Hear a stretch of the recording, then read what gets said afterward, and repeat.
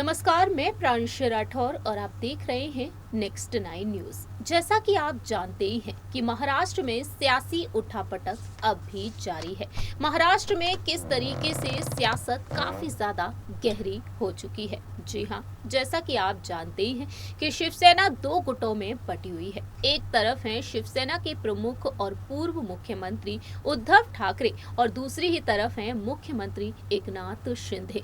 दोनों के बीच इस वक्त शिवसेना के चुनाव चिन्ह को लेकर जंग छिड़ी हुई है और दूसरी ही तरफ देखने को मिल रहा है कि दोनों ही गुट अलग अलग दिक्कतों का भी सामना कर रहे हैं। इस वक्त एकनाथ शिंदे की जो सरकार है, जो बीजेपी के समर्थन से बनी है, वह सरकार विपक्ष के लगातार निशाने पर बनी हुई है। उद्धव के साथ हैं इस वक्त एनसीपी और कांग्रेस। एनसीपी के प्रमुख शरद पवार और वहीं उनके भतीजे पूर्व उप मुख्यमंत्री अजीत पवार लगातार अपने गुस्से को जाहिर कर रहे हैं, नाराजगी जाहिर कर रहे हैं। जिस तरीके से एकनाथ शिंदे ने धोखा दिया, बगावत कर बैठे 39 विधायकों के साथ मिलकर, अब उनकी सरकार को बने हुए जहां एक तरफ तकरीबन 45 दिन हो चुके हैं, कैबिनेट का गठन भी अब हो चुका है। ऐसे में देखा जाए तो कहीं ना कहीं शिंदे की सरकार में, शिंदे के गुट में नाराजगी भी देखने को मिल रही है। और इसी बीच अजीत पवार ने भी अपनी बात कही है। अजीत पवार साफ तौर पर यहाँ पर कहते हुए नजर आ रहे हैं कि अब लगभग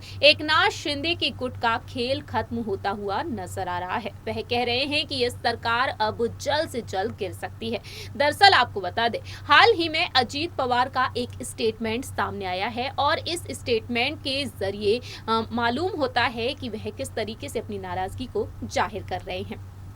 अजीत पवार का जो स्टेटमेंट सामने आया है, इस स्टेटमेंट में देखने को मिला है कि किस तरीके से उन्होंने अपनी बात कही है। जिन मंत्रियों को कैबिनेट में जगह नहीं मिली, वहीं शिंदे और फडणवीस सरकार में विभागों का बंटवारा भी हो चुका है और कुछ मंत्रियों की नाराजगी सामने आना शुरू हो चुकी है। शिवसेना के शिंदे गुट के 3 मंत्री इस वक्त नाराज हैं। बताया जा रहा है कि शिंदे गुट के प्रवक्ता दीपक केसरकर, दादा भुसे और संदीपन भूमरे अपने पोर्टफोलियो से खुश नहीं है और ऐसे में देखने को मिला है कि एकनाथ शिंदे की टेंशन अब बढ़ती हुई दिखाई दे सकती है। इस नाराजगी के बीच अब दिग्गज नेता अजीत पवार ने अपनी बात रखी है। वह कहते हैं कि अभी से नाराजगी सामने आने लगी है। नाराजगी इसी तरह बढ़ती रही और विधायकों ने अपना समर्थन वापस लिया तो सरकार के पास 145 के नंबर्स नहीं रह जाएंगे।